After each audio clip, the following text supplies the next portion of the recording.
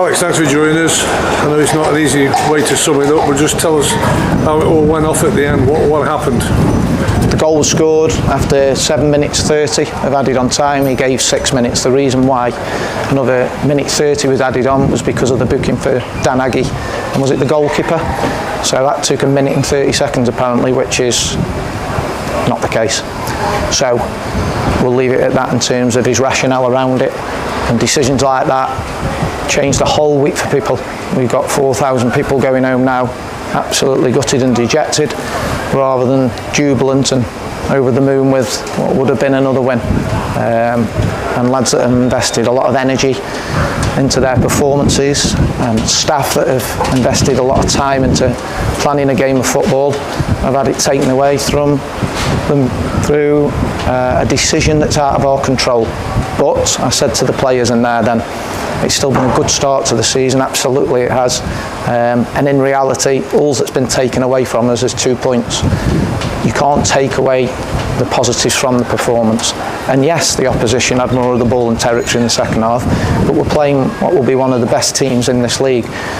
We're not the completed article, far from it.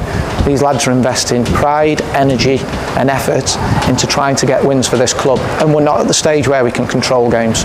So it's such a disappointment all round because, as I say, we merited winning that game of football because of how we defended after getting ourselves into the lead. How much it's hurt the players at the end of what's gone against them with the referee? I think in the end played 8 minutes in total. Is it something that they can learn from? Because they must be feeling absolutely sick. Yeah, of course, it's a learning tool, absolutely, Graham, because we've gone into half-time in the lead in 4 games out of 5. And in each of those games, in the second half, our control hasn't been where we'd hope it would be. But we'll get there as the season starts to develop.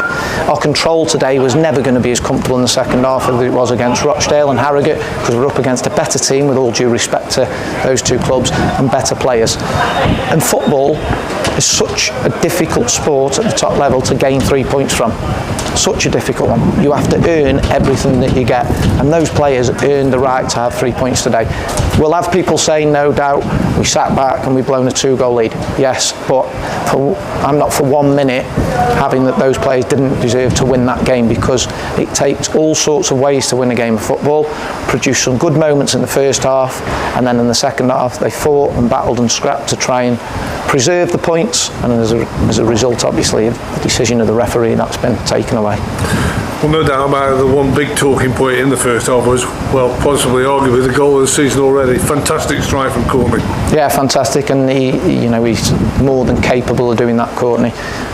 His second goal pleased me more, because that's a proper striker's goal, but his first goal was outstanding, and he's taken his performance levels up another notch with every given game that he's playing. That's 4 already, isn't it, for him? And he's only had effectively 2 starts, I think, is it? Maybe 3, I don't know.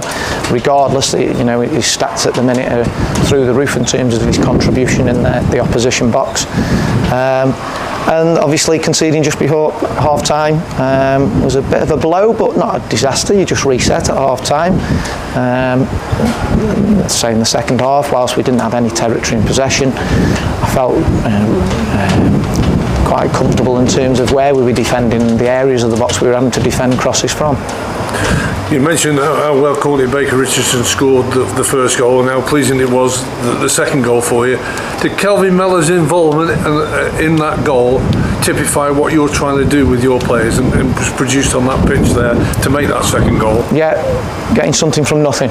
Yeah, leaving everything out on the pitch, which they've done again. We're still undefeated in 11v11 football. We should be 4 from 4.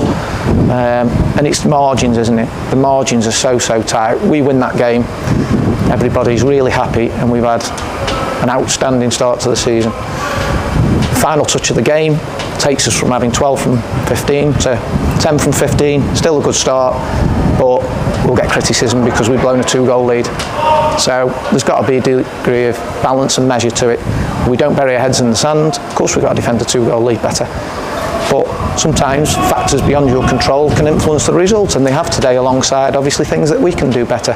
So people need to stick with us, trust us, be proud of the fact that we've got a group of footballers that are running around carrying that badge with pride, and we'll have lots of ups and downs along the way, but as the season starts to level out, I'm confident we'll have far more ups than downs. Just wrapping it all up, do you have a chance to speak to the referee about the end of what was going on or not, or do you leave it? I didn't, but members of our staff had, and they said that his response was the additional time beyond the 6 allocated was as a result of the booking to Burge and Dan Aggie. And the goal obviously came 1 minute 30 beyond that allocated time, so I failed to see how that whole incident at the Gresty Road end took 1 minute and 30 to sort out, because it didn't. It just didn't. And obviously, I think in the end it came off Zach's head, didn't it, the goal? It just sums it up, doesn't it?